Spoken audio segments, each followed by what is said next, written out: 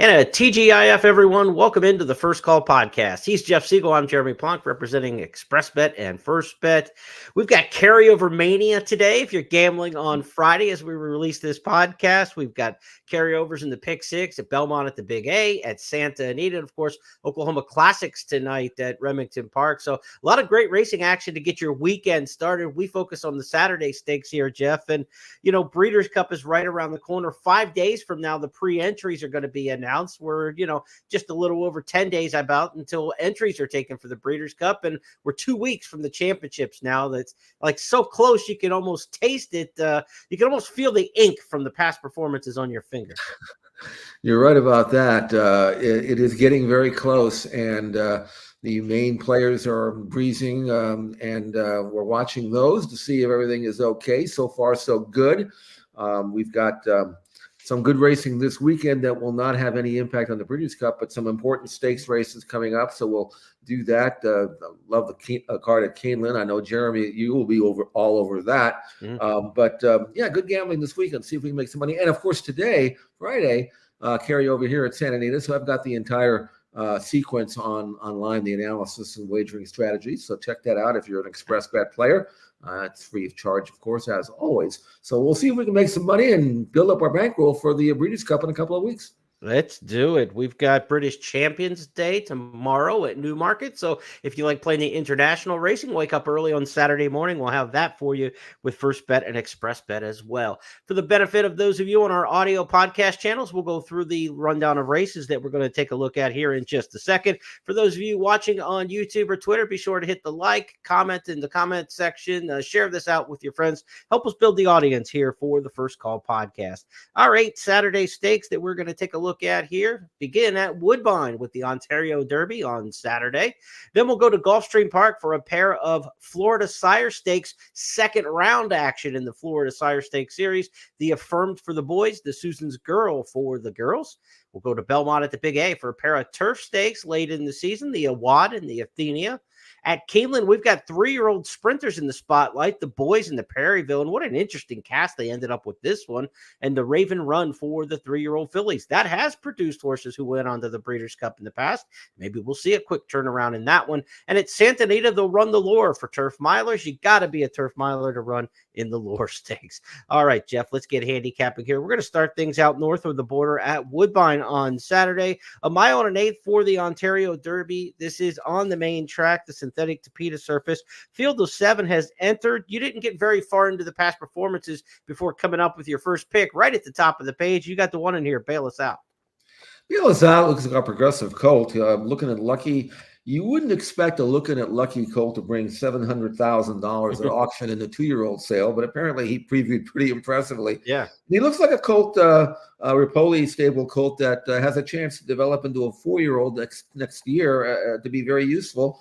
But first things first, and that's winning the Ontario Derby. When I saw this on the calendar, I figured it was a Canadian-bred race, but no, it's an open race, and this is a colt that was a Kentucky-bred colt who started down at Gulfstream Park last winter and broke his maiden like a promising sort. Had a couple of runs here at Woodbine on grass. He's back on the all-weather. I don't think the surface foot should bother him. Again, a horse who likes to sit somewhere in mid-pack and continue on, and I expect him to produce another forward move and be good enough to beat this field. He's one of a couple 3-year-olds in here, including Roscar. Roscar won the third leg of the Canadian Triple Crown last time out in the Breeders' Stakes at Woodbine. That on the turf. Now he goes to the main track. Bail us out. Jeff's top pick. Kevin Attard for Ripoli Stable. We saw that connection win at Keeneland this week already. So brought one down from Canada to win. They'll stay home with this one. Bail us out. Jeff's top pick in the race. Let's go back and take a look at Bail us out in victory last time out. Is coming 3 wide and just waiting in the wings is McAvoy. Down the outside coming is Friendly Ghost after Runaway Charlie and Cause of Mayhem. McAvoy switching course up the inside. Bayless out, flying home down the outside might be the one. McAvoy the rail, Bayless out and McAvoy on the outside. Bayless out, fleeing to the front. McAvoy trying to fight back and Bayless out for Ripoli Stable, the winner. About a length to McAvoy, 4.5 to Friendly Ghost, and behind them Exude. Jeff's top pick there, Bail Us Out. Hopefully that's right in the opening race of our stakes analysis, Jeff. We don't even need the bailout on that one. Get us started with Bail Us Out. Let's go to the Florida Sire Stakes double, if you will. Races 8 and 11 on the card Saturday at Gulfstream Park. They ran the first leg of the Florida Sire Stakes back on September 7th. They come back with the second leg, and these horses stretch out from 6 furlongs to 7. Not a massive difference in terms of the distance, same configuration, same racetrack. Just a little bit more being asked of these runners, Jeff. And we had some dominant winners in the first leg of the Sire Stakes series. So will we see repeat performances? The Affirmed is the first one up. The Colts are in here. And by speed figures and by a lot of opinions, Rated by Merit might be the fastest 2-year-old sprinter in the country right now. Based on numbers, you could make a case for him. You know, he doesn't get a lot of following. I don't think too many people have ever heard of him because he's got a kind of a Florida-bred pedigree, and he's been running in, he won a stakes, but it was a Florida-bred stakes. But if he were some horse in New York breaking his maiden and coming back and winning a stakes with these kinds of numbers, all of a sudden he'd be on everybody's list of future stars. I don't expect him to lose this race. He's 3 to 5 on the line, probably even lower than that. But he's won his first 2 starts by almost 16 lengths. And again, as you pointed out, his numbers are very, very fast. He's stretching up from 6 to 7, but Rated by Merit is a horse who's not a speed crazy kind of horse. He can sit second and then kick on with it. He can take heat. He can give you a second move. Right. It's just a matter of whenever he gets a chance to step out of the comfort zone of his state-bred rivals and take on the real horses, so to speak. We'll find out how good he is, but I don't think we'll find too much more about him than another short price favorite, runaway favorite. Rated by Merit should go about his business and do what he's been doing. He's bi-battalion runner out of Spitestown Mare. He's probably a sprinter. We're not talking about a Triple Crown prospect here. But this is a horse who, if he's good and he's in the championship meet here, the Swale, races like that would be his big goal, open company next season. But Rated by Merit should be a big favorite here. He had 7 challengers in the Dr. Feger, the first leg of this series. Only 3 of those decided to take a second shot back at him. A couple newcomers to the cast. But here's why only 3 horses wanted to run back against him.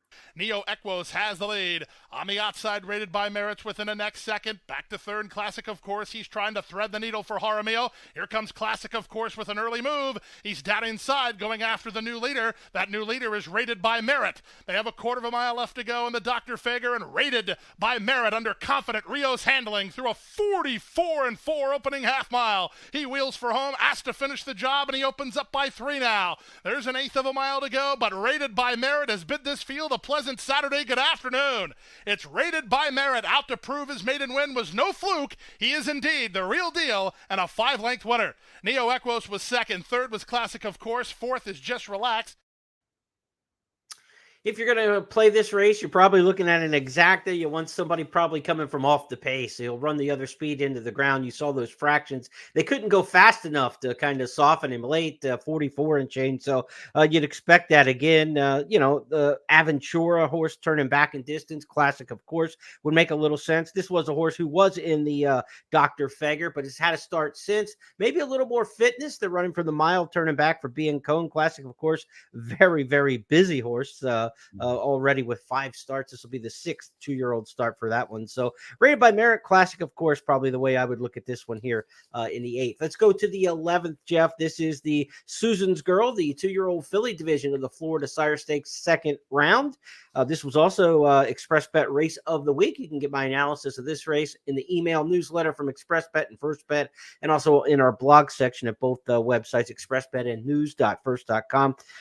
I probably got a little creative in here. I'm going to try to beat Our Morning Brew, but I know she's awfully tough in here. She dominated the first leg of the series in the Desert Vixen Stakes. She's won her 2 races by about 10 legs combined. So tell me why she's going to win this, because I'm sure she probably will, even though I'm trying to beat her.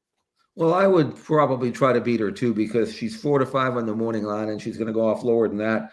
If you like something, Jeremy, if you found something that you think is going to step forward, and these are 2-year-old fillies that are progressing, and sometimes they progress a little earlier than others. And, I would not be surprised to see something pop up and beat her. But again, looking at the form, she's won her both starts by 9 lengths. Unlike the Colt, though, she's not running particularly fast. in other words, she's probably not beating much, and maybe the opposition's made her look a little better than she is. But there's not a lot in here that I can find that can necessarily beat her if everything stays the same. But if you find something that you like, I'm all ears, because again, she's not really the kind of horse I'd like to take a very short price on. And she hasn't been super strong on the back end of these races at 6. So going to the 7, I'm trying to find somebody to beat her. And I thought the new X factor in this race is Rogue Diamond for Larry Ravelli coming in from Chicago to add more speed to the mix. So it's even more so that I think these fillies are really going to be laboring coming home the last 1/8 of a mile. Winning You're In, I thought was a little too close to the pace last time. She was the favorite that day. She got really good brisk late pace figures in her previous races, the 2 starts prior to that. I'm hoping that Vasquez can sit a little bit and try to pounce. And that's what I'm going to hope here, that let Ravelli's horse Rogue Diamond go out there, try to soften her up a little bit, and just wait. And maybe you can lumber by him in the stretch. Nobody's going to be coming home particularly fast. This has got 13 seconds for the last 1/8 written all over it. These fillies are going to be coming home slow, I think. So I'm going to give Winning You're In a shot back. Should be a much better price than last time when favored over this same filly. But the margin of defeat, I just thought she was into the race too soon, made an early move, and then ran out of gas. So we're going to try to change tactics here, but I'm getting inside a jockey's head, which is probably space I don't want to be renting. I mean, trying to assume what a jock might do and change the style up just a little bit. But I did like her late pace figures in the previous races. So hopefully they'll just maybe even default that she's just not fast enough to keep up with them early, and it might work out to her favor. Okay. All right, let's move to Belmont at the Big A on Saturday. We'll hit 2 turf stakes there. Good weather in the Northeast this weekend. Nothing to worry about there. Good weather at Keeneland as well in the forecast. So should be good for our grass racing all around. Belmont at the Big A has 2 stakes races on the grass. The 1 1/16 miles Awad Stakes. First up, named for the Arlington Million winner. David Donk trained Awad, a good one, started his career down in Florida, I believe, and then made his way all around the country, winning a lot of the big races, multimillionaire. The Awad Stakes, like we said, a 1 16 field of 8 in here. These are 2-year-olds, so Breeders' Cup Juvenile Turf, second-tier type horses, not headed towards the Breeders' Cup, but could be ones we're talking about coming up this spring. Who do you like, Jeff? I like Aviator Guy, and this is a colt that is, again, progressing. He's by Uncle Mo out of an unraced Tappet mare, half-sister to Gunrunner. So the pedigree is there, and I do think that Aviator Guy, in watching his races, looks like a colt who's going to get better and better and better, especially over distance of ground. Now, I don't know about grass. There's not a lot of grass pedigree on the bottom side of the pedigree, but in his maiden win, it was only 5 horses, but he found himself in a box almost every step of the way. Between horses, second flight, nowhere to go, couldn't rally. Finally got loose at the top of the stretch and then quickened like a nice colt. I really think this is going to be a nice colt. Again, I don't know about the grass, but he strikes me as a colt that's going to get much better with racing. And he's 3-1 for Chad Brown. Brown's got another one in here who's a major contender, a maiden that Pratt's riding, valuation metric. You could make a case for him. So this is a good proving ground for young prospects who may not be ready to tackle the big boys now, but look for them around the first of the year, maybe, perhaps, on either surface. 3-1 in the morning line. I'm going to go with the progressive and improving and lightly raced and beautifully bred Aviator Guy to win the award.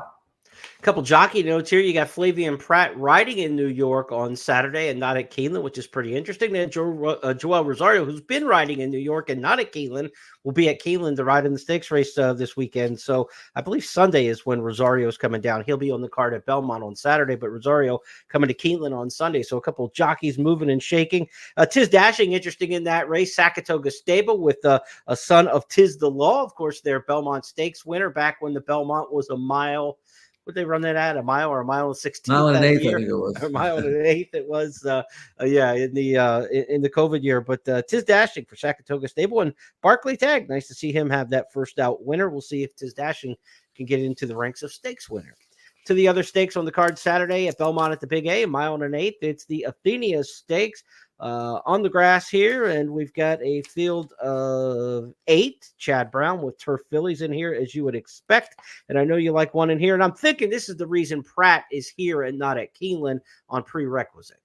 Well, I wouldn't give up the mount on her unless I had something really good at Keeneland, because this is a really nice 4-year-old filly, a fresh, lightly raced filly. Came off a little bit more than a year layoff after running a respectable 5th in the Lake Placid, and before that she won the Belmont Oaks. And I mean, she was a good 3-year-old filly, but they had to stop on her, and I was curious to see if she would come back after 13 months as well as she left, and she absolutely did. What I like about her is she can win on the lead, but she doesn't need the lead, so Pratt can kind of play the break. And with grass races, you never know from a pace situation what you're going to get. Right. It's nice to know that Prerequisite can handle anything, any type of pace flow. And again, based on her comeback win at Saratoga in early September, I think this step up to the Athenia is well within her range. And I know she's 3-1 on the morning line, and I hope I can get it. Let's look at her last attempt at 1 1/8 at Saratoga. Frank Miramati on the call. It's Prerequisite, asked for a bit more now, leading by 1.5 lengths. The girl from Ireland gets some breathing room and is coming to chase in second. Root Cause flattened right out of it. Taking third is Live, Love, and Laughter past the 16th pole, and it's Prerequisite. Simply too classy. Prerequisite, confidently ridden throughout, scores by 3.5 lengths. The girl...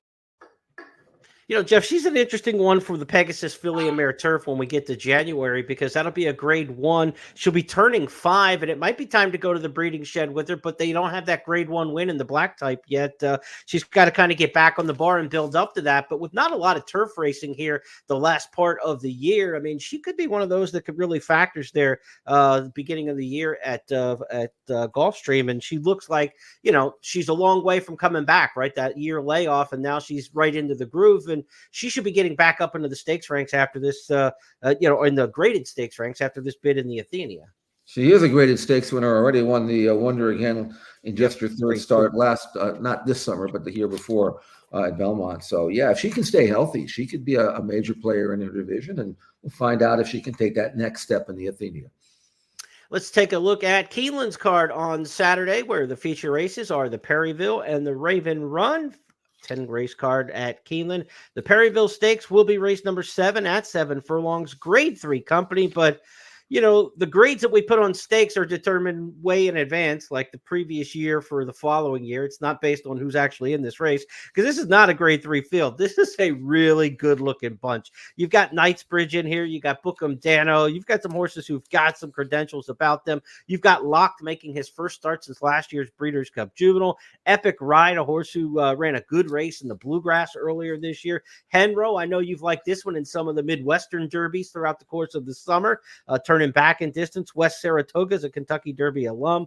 This is a really good field for a grade 3, $300,000 purse. But 7/8 of a mile is kind of that intermediate distance, right? I mean, we've got some routers and some horses who have some of those classic credentials about them, but we've also got some good sprinters in here, like Bookham Dano, who may be the best 3-year-old sprinter among the best in the land. So how do you see this one shaking out? Well, Bookham Dano has got 3 straight triple-digit buyer numbers. If you look at pure form, he's obviously the horse to beat and the legitimate 2-1 morning line favorite. And if I had to pick a most likely winner of the race, it would be him. But I've got a soft spot in my heart for Knightsbridge, who could have been, if he had been able to stay healthy, among the very best 3-year-olds in North America this year. And maybe if he goes out and runs this race, you could throw that in the mix there. Now, and Nyquist Colt, who broke his maiden by 10 at Churchill Downs back in November, had to be stopped on, came back, won a very good race, allowance race at Gulfstream Park, 96 buyer number, did it the right way. Then they had to stop on him again. You know, if he can stay healthy, he strikes me as a poor man's Nyso. It's the same type of thing, you know, both by Nyquist, and they're terrifically talented, but you can't keep them, you can't get 2 races out of him, you know.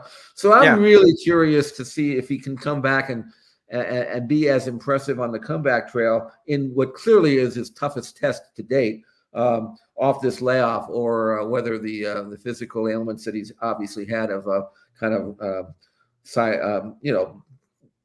prevented him from developing as much as I hope he can. So I'm going to be looking at 3-1 on Knightsbridge. I don't have any information. I don't know how serious they are today. I don't know. I don't think they'd be running him unless they thought he was going well, but he better run his race, because and then you mentioned Locked. I mean, you know how high I was on him last year, and we have not seen him since the Breeders' Cup Juvenile, so he's been away. But his works are good. This is a terrific race. If they all showed up with their very best race, I'm not so sure Knightsbridge couldn't win. I just don't know where he's quite at yet. So we'll see. It's been a while since we've seen him, so let's turn back the clock to March with Knightsbridge and his allowance win at Gulfstream with Pete Aiello. And they go 45-2 for a strong half mile. Knightsbridge has taken heat every step of the journey, and C-Streak launching his bid on the outside second. They've dueled tune up the trees into submission. He's now third. Fourth is Speed Control, still far back Smart Al Masti. So Knightsbridge has one to fight off as they run to the top of the stretch, and he's right alongside. It's C-Streak and Knightsbridge for a quarter-of-a-mile confrontation. They're 8 ahead of Speed Control, who just ran into third from Turn Up the Trees, and they're at the top of the stretch. Junior Alvarado and the son of Nyquist, Knightsbridge, now get a clear lead. They're 3 on top. C-Streak has done everything he can, but what he cannot do is stay with Knightsbridge. Knightsbridge delivers a big-time run in his seasonal debut. He'll be geared down and 6 lengths in front. Knightsbridge, sharp. Runner up there, C-Streak turned out to have a decent year. Ran pretty well in some races at Monmouth over the summer, so not a bad field there. And we'll see what we get out of Knightsbridge on the comeback. Same story with Locked, like you mentioned, has not run since the Breeders' Cup Juvenile when he ran third that day. I like him for some reason in this spot. He's got that handicapping angle I like. I call it the LTB. Layoff, turn back in distance, and bullet workouts. This horse is going to be sharp. Layoff horses usually come back fresh. Turning back in distance is going to help because he doesn't need the fitness to go a mile and a 16th than what his previous races were. And he's firing bullets, which tells you he's kind of on edge in the morning. So I like him a little bit in here. Jose Ortiz had a 3-win day yesterday, I believe it was, at Keeneland. So he's riding well. You get Pletcher. I'm going to take a shot in here with Locked. It's probably Bookham Dano, and we're trying to get creative. But if Knightsbridge is as good, though, as his first 2 races looked, he could be any kind. And I would not be shocked if any of these 3 win. I'm 3 deep in the multi-race wagers. I also think Epic Ride is a really underrated 3-year-old. I think the horse has a lot of talent. Wasn't a Kentucky Derby horse, and we haven't seen him in a long time. But I actually think he's going to have a little say in the exotics. So if you're playing tries and supers, it's going to be very hard to run 1-2 in this race because there are 3 superior animals in here. 2 of those 3 you have to figure are going to fire. But if you can get 3rd or 4th and you're looking for the try or super, maybe Epic Ride in there. But what a fun race the Perryville is, race number 7. That race usually pales in comparison to the Raven Run. The Raven Run's usually the stronger of the 2. But this year, give me the Perryville as the main event Saturday at Keeneland. Let's talk Raven Run next, Jeff. Go to race number 9. Again, 3-year-olds going 7 furlongs. This is the filly version of it. Grade 2 company in here. We saw Mark Casse win this race a couple years ago and then go on to the Breeders' Cup and pull the big upset.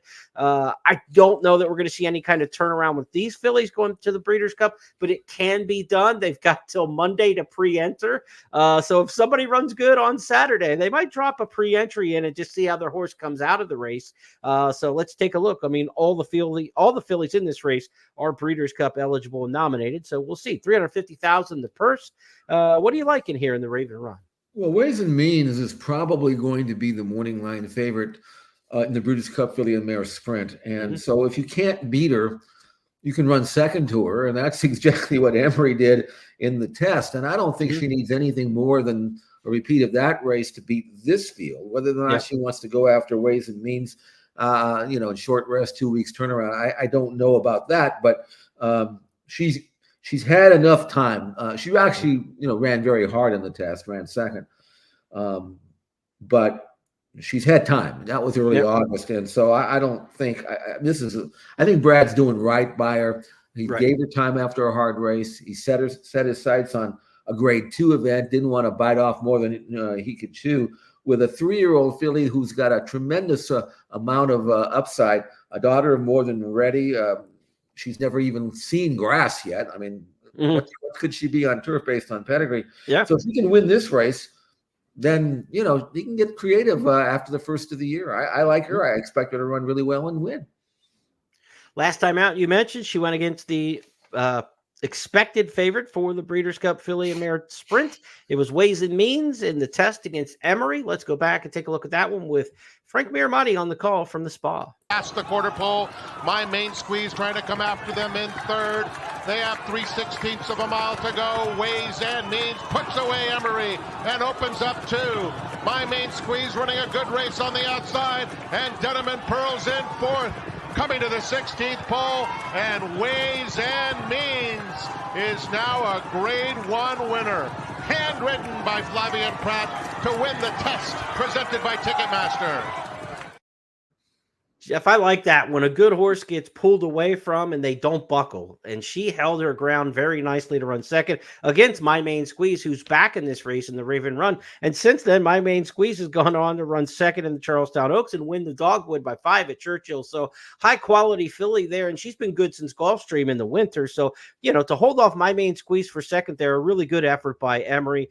Vivi's Dream's an interesting one. She was kind of the rage in Kentucky early on last year. She gets back to Keeneland now for the first time as a 3-year-old. But during her 2-year-old season, there was a lot of talk about her being a really good one for Kenny McPeak. She goes second off the layoff in an allowance race. Didn't fire big first time back, but that was over 6 furlongs. She's kind of a giveaway race, almost given her past distance propensity. And so now they go to 7 furlongs, a little bit of extension in distance. I think it's a good old school form cycle for Vivi's Dream. What do you make of her as a potential on the board player here? She really should run as well as she could. Now, I don't or can. I don't know how much progress she's made between her 2- and 3-year-old season. Even if she's just nothing more than the same filly, she's pretty darn good. Mm-hmm. But your comment about Emery, I mean, was exactly what I saw. I mean, she had no right to run second in that race because she took all the heat and then got put away by a top-class filly. And instead of waving the white flag, you know, not only did she stay on and be second, but she lost no ground to the winner in the final 16th of a mile, and the winner was being asked. It wasn't like she was being eased up. I thought Emery ran as good as she can run, and numbers-wise, she's very fast. If you look at her sprint form, the only really poor race she ran was in the slop and the Frisette in her second start going a mile. Other than that, she wins by 5. She wins by 5. She wins the listed stakes by 3. She wins the victory ride. She runs second. I mean, what more can you do, you know? Right. I mean, so, and again, she's fresh. You don't have to worry about any bounce factor here. She's got tactical speed. 7/8 looks like a perfect distance for her. I mean, to me, Emery is, you know, she's going to be a short price, and she should be. Yeah, we're on the same page here. 5.36 the way I've got it, with My Main Squeeze running right behind her again, like she did in the test, and then maybe Vivi's Dream for a piece of it. And when I talk about a filly wheeling back quick out of this race off a short performance, I don't think it would be Emery if she's the one who wins it. It's not Brad's deal to come back on 2 weeks, especially with a filly who they took this long layoff to avoid the bounce probably since that race. Past the quarter pole, My Main Squeeze trying to come after them in. Me there. I hit the ground to make my point, and I clicked the mouse to run the video. But no, she's not a candidate to run back at the Breeders' Cup. I don't think they would do that. But maybe one of the others, if they had a big progressive race and, you know, and ran through the wind, maybe they would take a shot at the Breeders' Cup. But I don't think it would be her. Let's go out to your backyard to Santa Anita as we wrap up our handicapping for our 8 Saturday stakes. The Lure will be race number 8 on the card. Turf Mile here for horses who have not won a stakes race at a mile or over in 2024. Jeff, who do you like here in the feature race at Santa Anita? Actually, I looked at Exalted. He's a perfect 4-for-4 at Santa Anita, but I don't know whether he's quite the same horse at age 7 as he used to be. Manor Rose, however, is a very fast horse who just showed he didn't beat much because it was a state bred race. He won the E.B. Johnson at Los Sal going a mile, just parked that day, but was running against the wind. But what I do like about him is his inside draw, the logical projection as the controlling speed, the proven form over the course, and he's very, very fast. I mean, he earned a 104 Byron number 3 races back, sprinting on this turf course, which can be a speed favoring turf course, you know, when it's firm, and it's certainly firm now. And I don't think anybody's going to try to go with him. Edwin Maldonado was a terrific speed rider, knows him well, has been riding him all of his races, and horses won 7 out of 12. He had a poor run 2 races back, going 5/8 at Del Mar, two runs back, but he was just flat that day. But he certainly wasn't flat last time out, and I expect him to you know, make the running. And from a gambling standpoint, I don't see any reason why he can't run this field off their feet. Again, first time around 2 turns at Los Al, he handled that easily. So I take him right back at 5-2 in the morning line. fits nicely into the conditions of this race for sure, coming out of that restricted state bred stakes last time out. Seal Team hasn't run this year, eligible for this race by conditions because he hasn't done anything in 2024. Hasn't started since winning the Twilight Derby on the Breeders' Cup weekend card last year for Richard Mandela. If there is a trainer in Southern California that you'd probably want to bet off a layoff like this, it feels like Richard Mandela. He's just a quality horseman who's going to bring a horse up to the race the right way. He found the right spot for him. What do you make a Seal Team in here? Not the best of post, but he's a drop back closer and probably lets the field just kind of, flow out of there from the inside. I mean, I loved him last year as a colt who was going to get progressive. In fact, he was 7-1 in the Twilight Derby and cashed a ticket that day. And then I was very disappointed to learn that he had gotten injured, and now he comes back almost a year later. And I don't know. I mean, he's trained well. I mean, he's trained like a horse that should be fit. I don't know how cranked up he is. This is the first race back. There's a lot of good races for a colt like this next year. I would think that Richard would probably try to train him up to the race and get what you can. And this is only a mile. You can go a mile and an eighth. In fact, he might be better as the longer they go. So I don't know how serious they are going to be, but especially from an outside draw where, it's not the kind of course going a mile with probably a lone F type of speed horse in the race that you want to, brutalize him. You know what I'm saying? I hate right. You don't want to empty him out. Right. Yeah. I mean, give him a little bit of a run, get a race into him. Once you get that race into him, Seal Team can, you don't have to hone on him in the morning. You've got, a race. There's a race at Del Mar called, I think, the Seabiscuit that I think he could be pointing for. And then after that, you move into the next year. And this is the kind of colt that, could be a Pegasus horse as well. This isn't the most important race in the world. So I'm going to watch Seal Team for future reference. And if he runs good and shows that he's the same horse he was last year, all the best. But at this race, Mano Rose looks like he's going to have every chance to wire the field. And he knows how to win, and he loves this course. So I'll go with number 2, Mano Rose. All right, let's get him to the wire first. Mana Rose for Jeff in the Lure Stakes. A couple promos. Want to remind you about this weekend. If you're wagering with First Bet and Express Bet, there's a $10 money back special on those 2 races from Gulfstream, the Florida Sire Stakes on Saturday. Races 8 and 11, up to $10 back into your wagering account and credits on win bets that finish 2nd or 3rd in both of those races. So be sure to take advantage of that. If you're going to make a win bet, maybe you take a chance to beat those heavy 1-5 favorites in there. You got the money back special.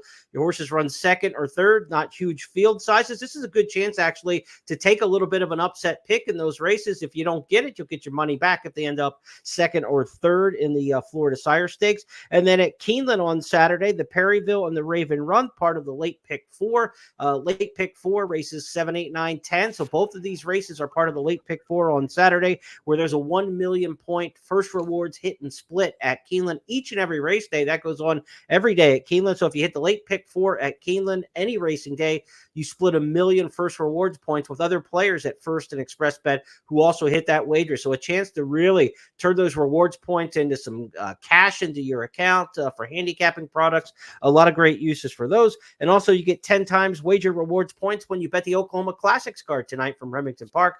10 races on the card, 2 starters, and then 8 Oklahoma bred stakes going through the night. Miss Code West just ran 2nd in the Remington Park Oaks against a good Brad Cox shipper. She's defending the home turf there at Remington. She was horse of the meet there last year. She'll be the headliner in the Oklahoma Classics distaff tonight. I've got picks for those races in blog form. Also, if you check my social media at Horseplayer Now, got a video analysis of the 10 races on the card from Remington as well with top selections in there. So a lot cooking, handicapping some Remington this weekend, handicapping Keeneland, of course, every day. This is a fun time, Jeff, and by the time next week rolls around and it's next Friday, we already have the past performances for all the pre-entered horses in the Breeders' Cup. There'll be stacks of paper everywhere and trying to keep everything organized.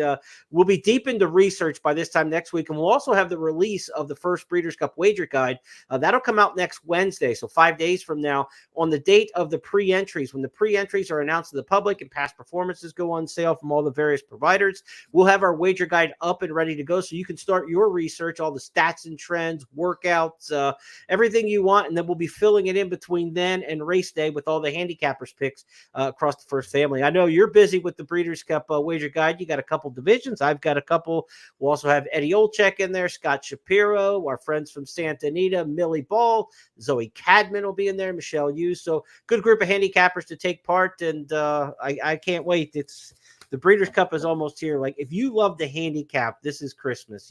Kentucky Derby Day is awesome. Pool sizes are awesome. Great gambling. But from a handicapping standpoint, these are just all the puzzles you could think of over the course of 2 days. And this year is a little different than some years we've had in that you've got contenders in every race. There may be 1 or 2 races where you're going to have a short price, but every race has got at least 2 and sometimes 3, 4, or 5 horses that you could bet on with expectations, Right. And Cockburn is going to be a short price, we know, in the turf sprint. But other than that, there are good gambling races, and you got to, I'm going to do the research as you will, as all good handicappers will, and it's going to be really exciting, and I can't wait to. By the way, thank you for giving me 2 really good races for the guide, the handicap, the juvenile and the turf. I've got serious opinions on both races already. Good. And so I don't have to. Sometimes I get races where I look at it for the guide and say, I don't like anything. I got to invent something, but this is going to be easy for me. So anyway, looking forward to that. As you mentioned, they'll enter on Monday. They'll release them on Wednesday. Hopefully I'll get a head start as the morning line maker for the Breeders' Cup. They should at least do that for me, right? Yeah, that's right. I don't know they will. But anyway, we'll be ready to go. And one thing we don't have to worry about is the weather. I can promise you that. It's going to be beautiful at Del Mar on the first weekend in November, and we're going to dive in and try to make some serious money. Let's do it. Exciting times here. Jeff and I will be back on Tuesday for the It's Official podcast. If you missed last week's It's Official, be sure to check it out in the archives, because we previewed the 5 Breeders' Cup 2-year-old races for Future Stars Friday with a look at the probable starters, some video of the horses, a lot of international talk, and started our research on that. And when we come back on Tuesday this week, we're going to look at 5 more divisions in advance of the pre-entries coming out 24 hours after that. So the next couple weeks of It's Official, very important. Of course, the First Call podcast, Breeders' Cup week, just give you a little advanced programming. We will do it on Thursday, Breeders' Cup week, typically a Friday release, but with Friday Breeders' Cup racing, of course, Future Stars Friday and Championship Saturday, we will move this podcast up to Thursday on Breeders' Cup week with all of our final handicapping analysis. So ton of great information going to be out there this weekend. Be sure to check it all out at First Bet and Express Bet. We'll have Eddie Olczyk checking in with his hat trick for Gulfstream on Saturday for the big Florida Sire Stakes card, so you'll want to see that as well. Check out all the content. Jeff's got daily analysis of Santa Anita each and every day, including today's carryover pick 6. He's got all 6 races analyzed on the card for today, so go check that out at news.first.com and at expressbet.com. On behalf of Jeff and everybody with First, have a great weekend, everybody. We'll talk to you on Tuesday.